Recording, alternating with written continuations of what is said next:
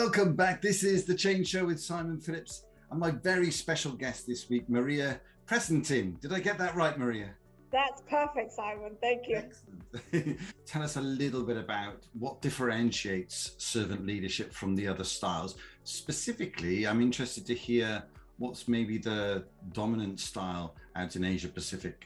The biggest difference between servant leadership and these other leadership styles that I mentioned, and there are more, obviously, because there's a multitude of them that are coming out as well, is that servant leadership has this core essence, and it's completely announced formally that it's serving others before self.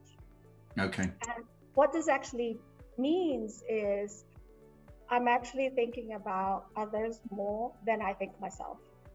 So what have you perceived to be the dominant leadership styles out there in Asia Pacific? Yeah, that's a great question. And thank you for getting back to that.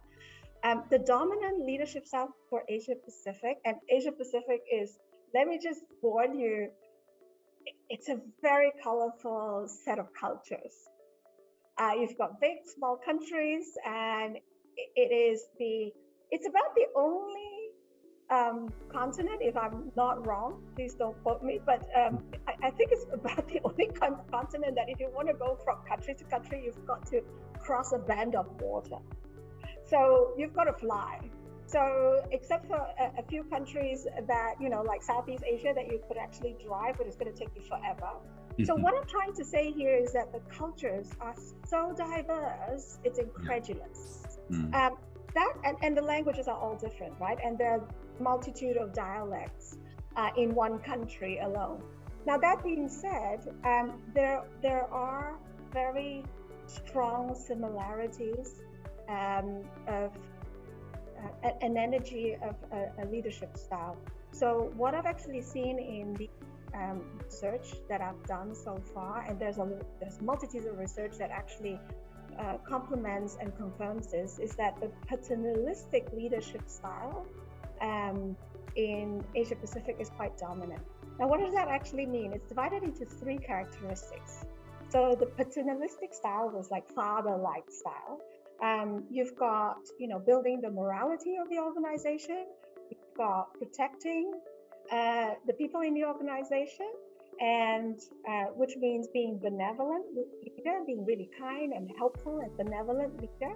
And you've got the autocratic characteristic, which is, don't question me. I've just told you what to do. It's my way or the highway because I'm the leader.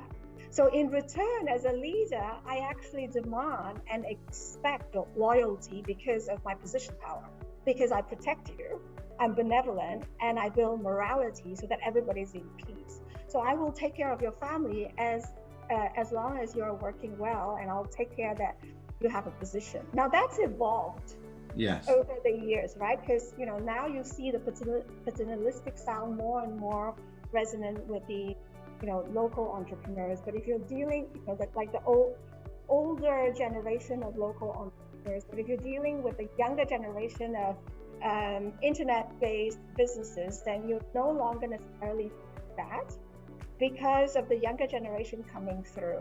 Now, how is servant leadership directly related to this? It's quite powerful because servant leadership, and back to the first question that you were asking me, what's so different about servant leadership? It's connected to the second question, because servant leadership has two great measures, and they could be either quantitative, make it so, and qualitative. The two great measures of servant leadership is you are only a servant leader if, as a result of serving others, that those others are have grown. So there's an evidence measurable that they've grown in terms of being developed. And the second measure is if their well-being is being better. So if they've developed on the well-being, they've developed in their skills to be successful on whatever they're doing and trying to learn, then these two measures, quantitatively or qualitatively, it depends on how you set the goals, then it means you've been a successful servant leader. Okay, because I was going to ask you about the people that you are actually supporting, and the or rather the people that the leaders are serving. So Yeah. there's a lot of information out there about followership as well as leadership. Yes, that's right. And followership comes with a certain level of expectation as well. So and I know that it's a diverse region. Is there an expectation of the followers in Asia Pacific of a different style of leadership, of a paternalistic style of leadership, or is there a growing shift that is starting to demand more servant leadership, or even potentially other styles of leadership? My answer to you both is yes. Okay. Because I think we're going through a transition. I think this is the right time for us to actually get ready. So the paternalistic leadership style is still dominant, because you've got a lot of large organizations, locally large organizations, and not just multinationals. And even if the multinationals, don't forget that we've got 3 or 4 generations actually working in the same company now, right? Especially the big giants. So we've got to be careful, because we're in transition. You've got the newcomers, millennials are already there, and they're going into the leadership roles, the older millennials. They're early 40s right now. And then you've got the Gen Z coming up, and the older Gen Zs are already, right into the first or 2 years of work. And so they're demanding, they might not know the concept of servant leadership, but they are demanding servant leader-like behaviors. Yeah. Yes. And so that mindset needs to be changing. Behaviors might exist here and there, but they're not structured. People are using it not in a very structured manner. But I think if you want a critical mass to shift, you need to start changing people's mindset. And that's what I write about. Back to the question about followership, right? Expectations. It's a mixture, right?